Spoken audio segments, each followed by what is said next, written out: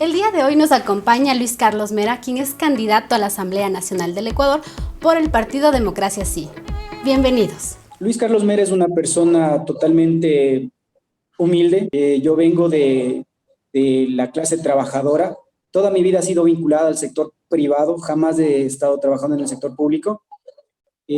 Soy tecnólogo automotriz, estudié en el Central Técnico, también estudié la ingeniería en la Universidad Internacional. Incursión en la política, dada la necesidad que hemos visto, los jóvenes estamos un poco cansados de lo que es actualmente nuestra política. Desgraciadamente, la lógica de la política actual no obedece las necesidades de la sociedad. Hay un rompimiento entre la sociedad y la política. La gente está desencantada con la política. Entonces, nosotros lo que queremos hacer es fomentar a que la gente se comprometa, que exista espacios de discusión, porque hay que hacer el relevo generacional. Hoy día estaré yo y me encantaría que el día de mañana vengan más jóvenes a sumarse al cambio. Por otra parte, te menciono que yo soy padre, tengo una preciosa hija de 8 años, vivo de mi trabajo, actualmente soy emprendedor, tengo un negocio de tecnologías y también estoy desarrollando una aplicación. ¿Cómo ves este tema de la política? Me comentabas que realmente hay un desencanto, ¿no es cierto? La población, la sociedad está desencantada con los políticos y en este sentido eh, vas por Democracia Sí. ¿Por qué Exactamente. Democracia Sí? ¿Por qué Gustavo Larrea? ¿Y por qué no otro partido? Democracia Sí es un partido que nos ha dado los espacios a diferentes personas, no somos los mismos políticos de siempre, mis compañeros actualmente son empresarios, son emprendedores, entonces me gusta estar en el lugar en el que estoy. Gustavo Larrea es un excelente político, es un excelente analista y, ¿por qué no?, un excelente líder y futuro presidente del país. Nosotros nos hemos desenvuelto en ese contexto que te menciono, es un contexto bastante sano, no es un partido viciado con temas de corrupción, ni corruptelas, ni nada de eso. Es por eso que decidí y acepté la candidatura, tratándose en este caso de Democracia Sí. Otro partido es muy complicado llegar, eh, tienen otras lógicas de manejo, tienen otras lógicas de escoger a los candidatos, entonces no lo vi viable y fue Democracia Sí quien me abrió un espacio, y no solo a mí, sino a muchas personas jóvenes y rostros nuevos en la política nacional. ¿Cuáles son estas lógicas que nos comentas, que son diferentes? Que Democracia Sí, pues te da la apertura, pero estas otras lógicas de otros partidos, coméntanos sobre esto. ¿Cuáles son las lógicas que impiden, digamos, que te propongas por esos partidos? Actualmente, si analizamos un poquito partido por partido, absolutamente todos o la gran mayoría ha tenido problemas de corrupción, ha tenido líderes que no son los mejores, que no nos podrían representar de la mejor manera por decisiones políticas antiguas o decisiones políticas tomadas de la peor manera, de la peor forma. No me quiero referir a casos puntuales realmente. Yo no soy el político que quiere ingresar al mundo de la política hablando mal del resto. Yo creo que la ciudadanía es bastante inteligente y no hay que subestimarla para nada, por cierto, para distinguir cuáles son los partidos que ya han hecho bastante daño al país y cuáles son los nuevos recambios generacionales. Los espacios a los que yo me refiero es que en este partido mis compañeros militantes de Democracia Sí, te mencionaba, son empresarios, no han estado ligados a la política tradicional, a la politiquería tradicional, entonces eso te da impulso, te da alegría para saber que tú estás conversando, estás lidiando y estás de compañero o amigo de personas que en realidad pueden hacer el cambio en la sociedad. He escuchado las propuestas de ellos, me han dado pie a las mías, y eso también es importante porque es un encuentro democrático en donde confluyen varias ideas, no en todas estamos de acuerdo, sin embargo nos respetamos. Y en el momento de llegar a la asamblea, pues mi personalidad, mis decisiones y primarán frente a otro tipo de escenario. Eres un rostro bastante nuevo en la política, un rostro joven también. Y en este sentido, ¿cómo tú ves tu trayectoria política? Primero, ¿cómo ves tu trayectoria política? Y segundo, esta es la primera vez que tú te lanzas a una candidatura política. ¿Cuál es tu análisis personal, digamos, de tu trayectoria política en tu vida? Eh, Me hicieron una pregunta muy similar hace poco tiempo. Yo recuerdo que en tiempos de colegio estudié en el Central Técnico Nunca tuve un pegue muy fuerte con la política colegial y ese tipo de cosas. Sin embargo, siempre me gustaba la izquierda. Recuerdo que yo tenía una profesora que me daba literatura. Fue justamente gracias a ella que descubrí la literatura latinoamericana, y recuerda que la literatura latinoamericana es bastante revolucionaria, entre comillas, progresista. Entonces ahí comenzó mi vínculo con la política. Siempre he defendido mis ideales. Recuerdo que salíamos a protestar en la Gaspar de Villarroel, algunas veces maltratados y todo eso, como toda persona que protestamos. Nosotros aquí entonces protestamos por el carnet, y la policía obviamente nos maltrataba y todo aquello, pero siempre alcé mi voz para que se me escuche. Posteriormente, ya en tiempos de universidad, tampoco tuve vínculos políticos. Más tarde, me acerqué a un partido político, milité en el partido político, salí defraudado, sin embargo aprendí bastante en temas de política, realidades nacionales. Tú te das cuenta que no es la burbuja en la que estás. Una cosa es leer y otra cosa es convivir, y hay que tomar también en cuenta las realidades sociales generales de la ciudad, del país, entre otros, ¿no? Tú nos comentabas que no siempre es desde las candidaturas que uno puede ejercer una acción política, y también contabas que en tu época colegial pues salías a las protestas, y en este sentido, ¿cuál es tu lectura sobre octubre del 2019? La sociedad llegó a hartarse de la manera en que manejaban la política, se manejaba, y la gota que derrama el vaso es del alza de combustibles. Más tarde, los medios de comunicación quisieron transformar eso en una marcha meramente correísta, cuando no fue así. Salimos muchísimos sectores de la población. También dijeron que eran los líderes, los indígenas, cuando no era así. Había multitudinarios de escenarios en donde estaban estudiantes, damas de casa, trabajadores. Yo salía del trabajo a irme a protestar. En aquel entonces trabajaba para una empresa, y salía de allí y me iba a las protestas, porque como te mencionaba, siempre me ha gustado hacer respetar mi opinión y alzar mi voz cuando veo una injusticia. Eh, entonces los medios de comunicación transforman esto meramente en un hecho, hasta eh, le desprestigian hasta cierto punto y nos hacen ver a todos como que los que salieron fueron correístas e indígenas, y no es así. Salimos muchísimos sectores de la sociedad, estudiantes, amas de casa, como te mencionaba, sectores de trabajadores. Y octubre de 2019 es un escenario en donde se rompe esta lógica de cooptación de los medios de comunicación tradicionales, y cuando comienzan a expandirse los medios de comunicación informales, pero que dan valía a la lucha social.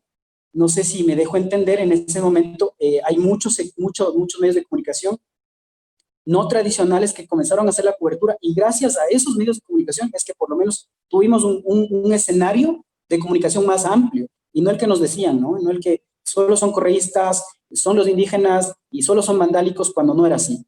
E inclusive, días posteriores a la protesta, nos fuimos a arreglar lo que se dañó, ¿no? Y eso también hay que recalcarlo. Muchísima gente salió, y con el fin de ayudar a los mismos que salimos a protestar, los mismos salimos a ponerle bonita a nuestra ciudad. En este sentido, ¿cuál es tu análisis con respecto a la represión del Estado del gobierno de Lenín Moreno específicamente? Y de ahí te voy a proponer otra también. ¿Cuál es tu análisis en el manejo de la pandemia? Con respecto a la represión, cuando la única herramienta que tiene el Estado, porque es un Estado ilegítimo, es la represión. Por eso es que tenemos a una María Paula Romo blindada por generales, por policías, y muestra una imagen de fuerza, de poder, totalmente abusiva, ¿no? O sea, las cosas como son. Yo soy una persona que piensa de esta manera y la mantendré siempre. La policía se excedió. Entonces, la policía hace un uso excesivo de fuerza, y lo peor de todo, con la veña de los líderes del país, con la veña del Estado. Y esas personas salen totalmente, es más, no hay ningún proceso en contra de ellos, ¿no? Cuando hubo abuso de autoridad. Tome en cuenta una cosa: en Chile hay procesos en contra de los policías, cuando Chile se supone que es un Estado más neoliberal que el Ecuador. Entonces, ahí te das cuenta que la policía ecuatoriana está blindada en cierta parte por poderes que confluyen aquí en el Ecuador. Y con lo que respecta a la pandemia, terrible. ¿Con qué escenario me quedo? Con el escenario de Guayaquil. Como te mencionaba, yo viví en Guayaquil y era doloroso, triste ver las calles llenas de personas, de cadáveres, perdón, y que el Estado poco o nada hacía. Es un Estado que no tenía, no hay un líder. Había líder sí para la represión, pero no había un líder para dar soluciones a lo que estaba pasando en el Ecuador. Las imágenes de Guayaquil recorrieron el mundo, salieron en varios medios de comunicación, pero aún así se trataron de blanquear las cosas. Se habla de el éxito de Guayaquil frente a la pandemia. No sé si leíste un reportaje hecho por un periódico de Perú. Decían el éxito de Guayaquil en la pandemia. ¿Qué éxito? Muertos en las calles, ataúdes de cartón. Yo no le veo por ningún momento el éxito. Después viene el señor ministro que tenemos actualmente, desastroso, un señor lleno de malos momentos. Yo no sé si es que, no sé qué le pasa al señor cuando rinde declaraciones, pero es preocupante tener un líder, porque es parte del gobierno, que piensa de esa manera. Y actualmente nos traen 4.000 dosis y por poco ya se fiesta. No sé si viste un video en el cual había una caravana de policías escoltando 4.000 dosis. Es indignante. Es indignante porque tiene cobertura, porque todavía son solapados, pero están medios de comunicación como ustedes que tratan de romper esos esquemas y en realidad el día de mañana se van a hacer más fuertes los medios de comunicación no tradicionales que los tradicionales. De hecho, ya está sucediendo, ¿no? También hay estudios en donde, no sé si has leído, en donde los medios de comunicación tradicionales a nivel mundial han perdido el protagonismo y han sido reemplazados por los medios de comunicación informales, en este caso como el de ustedes. Yo te preguntaba este tema de la pandemia porque hoy volvemos a tener una crisis sanitaria en Quito. Y como como candidato a la asamblea debes conocer el territorio centro-sur, que es de tu circunscripción.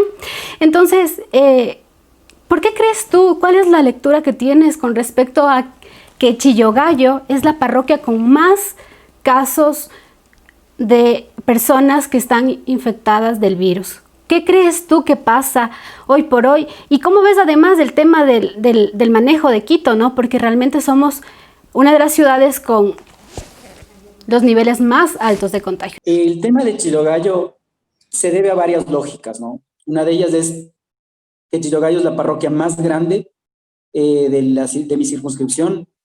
Hay alrededor de 80.000 electores y personas de entre 16 y 18 años que también tienen la capacidad de elegir en esta lid, alrededor de 20.000.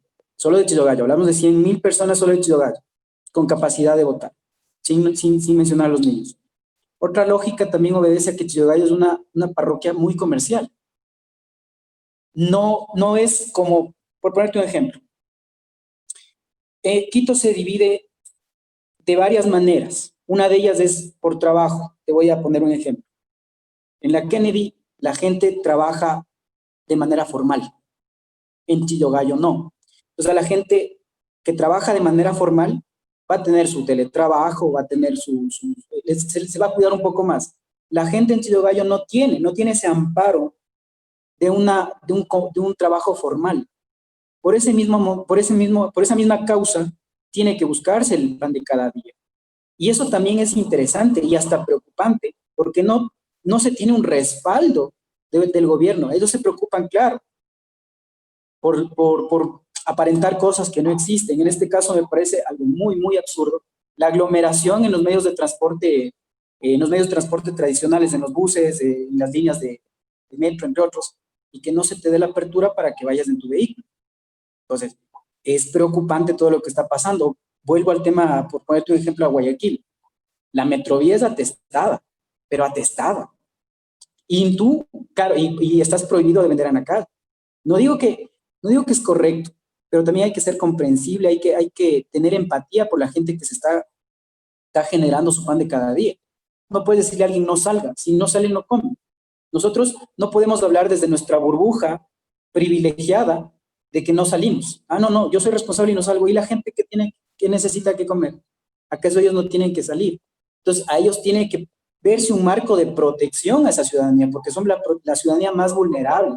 En este contexto tiene que haber políticas de protección a ellos. tiene que haber prioridades a esa sociedad.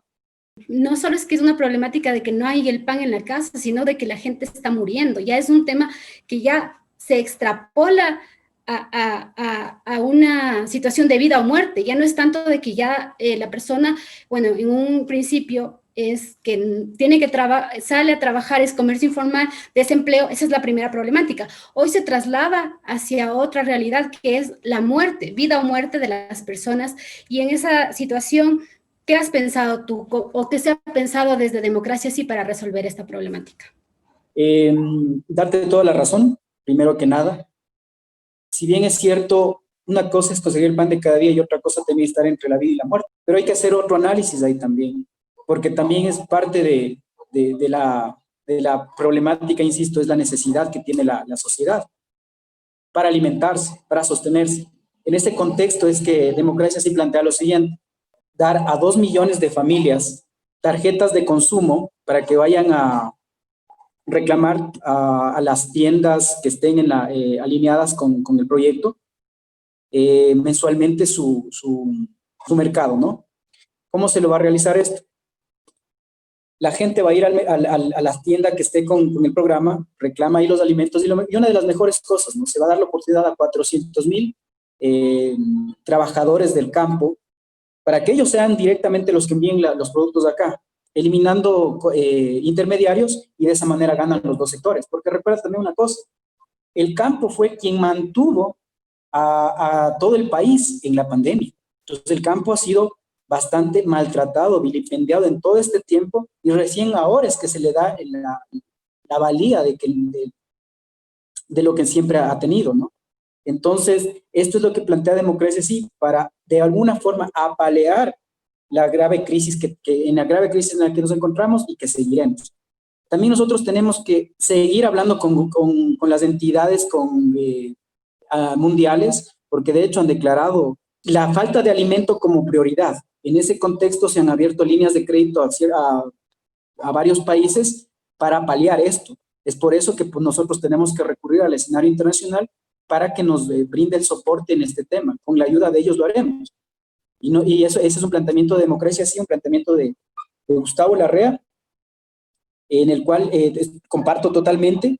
De alguna forma nos ayudarán a seguir adelante en esta crisis. Cuéntanos ya, ahora sí, aterrizando en tus propuestas, lo que nos propones en caso de llegar a la Asamblea. Hay una cosa grave que está sucediendo actualmente, ¿no? Nosotros tenemos la corrupción, el país suda corrupción. La corrupción es una pus que está desgarrando este país. En este contexto, lo que se plantea es la eliminación del CERCOP. Tenemos que eliminar esta ley, la ley de contratación pública, que es una ley que ampara la corrupción y hasta en cierta parte fomenta la corrupción. Y esta ley tiene que ser reemplazada por una ley anticorrupción, y en esta parte tiene que haber una fiscalización tanto de la prensa, de los medios de comunicación y de la sociedad civil. Porque no podemos permitir que se entreguen contratos a dedo con el pretexto de una emergencia. Y es muy doloroso lo que te voy a decir. Es inconcebible que en plena pandemia, con muertos en la calle en Guayaquil, la gente se dedique a robar. Y es inconcebible que esa gente que se dedicó a robar no les estén dando más de 4 años de prisión. Entonces, esa es una de las propuestas fundamentales del movimiento, y obviamente mía. La hago mía porque la siento. Siento que es de suma urgencia plasmar y hacer la realidad esta propuesta. Por otra parte, tenemos, y parte del mismo mal, la corrupción, el tema de los señores profesionales del volante. Una cosa es mi persona. Yo tengo 30 puntos de mi licencia, ya tengo más de una década mi licencia. Sigo teniendo los 30 puntos. Pero yo no manejo la misma cantidad de horas en las que maneja una persona que trabaja en esto, un taxista. Manejan 16, 20 horas diarias. Y que lo poco que hagan tengan que cederle a una persona que les cogió les multa por estar estacionándose para dejar a un pasajero o tomar un pasajero. Claro, que también es responsabilidad de ellos, pero por supuesto. Pero no podemos tener la misma lógica en este aspecto de multarles por todo. O simplemente, como me han dicho muchas veces, me gusta conversar, soy muy conversón, entonces me han dicho muchas veces, me paran por esto y de ahí me piden ¿cómo se llama? El extintor. O porque no tengo esto, multado.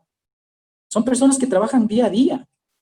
Una vez me contaba un señor con lágrimas en los ojos que le quitaron los 20 únicos dólares que hizo en el día y no tenía con qué llegar a la casa. Entonces también hay que hacer un cambio de estructura en esta parte, porque también se fomenta la corrupción. Hay que hacer penas más duras para esa gente. No solo tendrían que salir, y no solo tendrían que pasar un poco tiempo en prisión, ellos tendrían que responder de manera económica, hacer un pacto social, hacer las paces con la sociedad por su abuso de autoridad. Y esa es una de las propuestas que yo me llevo, que es mejorar todo este sistema para los señores transportistas, ¿no? Para todas esas personas merecen un marco legal para que se protejan, para que se sientan protegidos por el país, perdón, por el Estado, que el Estado y es el rol del Estado, hacer más llevadera la vida de los ciudadanos. No en este caso, lo que hacen es todo lo contrario. En el caso de que llegases al legislativo, hay que generar alianzas para poder, de alguna manera, pues, hacer realidad esas propuestas, esos proyectos que se tienen. ¿Con quién sí harías alianzas? ¿Con quién Democracia sí haría alianzas y con quién no? En todo partido hay políticos muy buenos, muy buenos. Hay gente que en realidad quiere el cambio. Con alegría he visto que ciertos partidos están en sus candidaturas gente joven. Con buenos ojos lo he visto. Son varios partidos. Como de manera ingrata he visto otros que siguen con los mismos de siempre, pero bueno.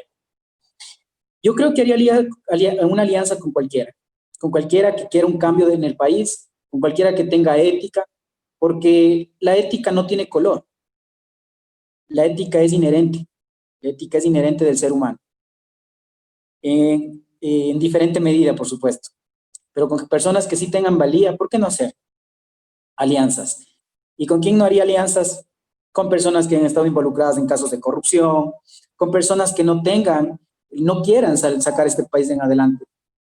Recuerda que la Asamblea Nacional está tan desprestigiada por todas las malas decisiones que se han tomado, por la gente que ha pasado por ahí. ¿Para ti fue fácil o difícil tomar la decisión de lanzarte como candidato a la Asamblea? Dado el contexto que nos mencionas, una Asamblea totalmente con una aceptación baja, o sea, sin aceptación de la ciudadanía. Entonces, ¿fue fácil o fue difícil para ti decir, bueno, voy de candidato a la Asamblea?